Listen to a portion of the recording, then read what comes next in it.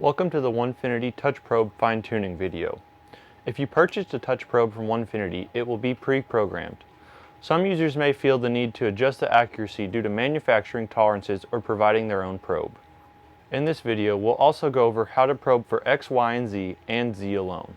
So to measure the accuracy of our touch probe, we'll flip it over, and now we're going to measure the X, the Y, and the Z, or the height. And we're going to measure inside of this recessed area. So first we'll measure our Y.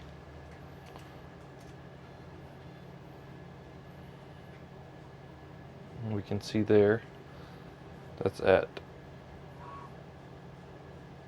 53.99. Next we're going to measure our X.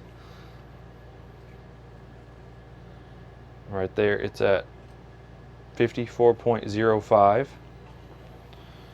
And lastly, we're going to turn it sideways and measure the recessed area, and that gives us our Z of 15.38.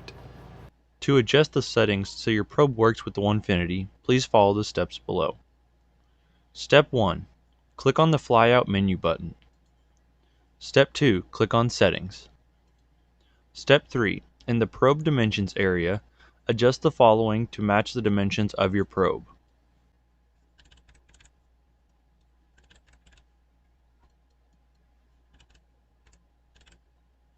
Make sure to save your progress at the top left corner. Step 4. You can also adjust the seek speed while probing.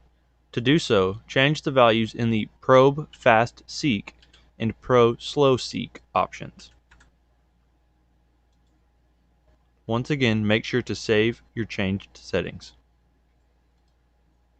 Return to Control and close the flyout menu and probe XYZ or just probe Z only. To use your probe, the first thing you need to do is attach your material to the wasteboard. First, we'll take our banana plug and put it into one of the holes in the touch probe, placing that on the bottom left of our piece, and we'll attach the magnet to the collet nut of the spindle.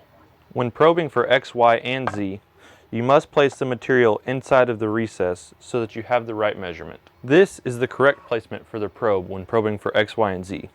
If you place the probe on top of the piece of material, you will not receive the correct calculation. When probing for Z alone, flip the probe over and probe inside of the recess to ensure that the probe does not rock or take the wrong calculation. We will now probe for X, Y, and Z.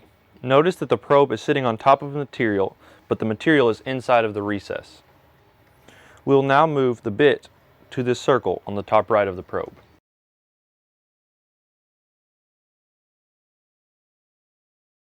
Your end mill does not have to be exactly above the circle. It can be off by about 3 millimeters. Now we will attach the magnet to the collet nut of the spindle.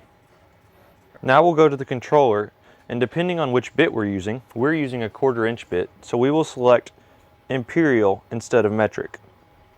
We'll now hit probe XYZ and input our bit size, 0.25 inches, and press set.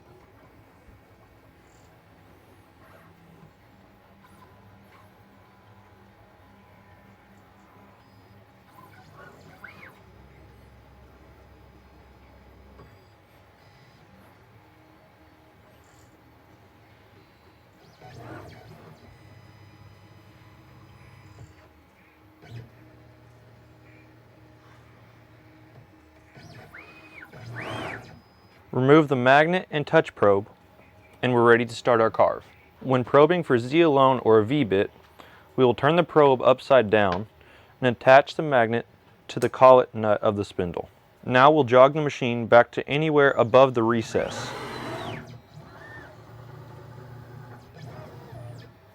We will now select probe Z. It will not ask you for a bit size.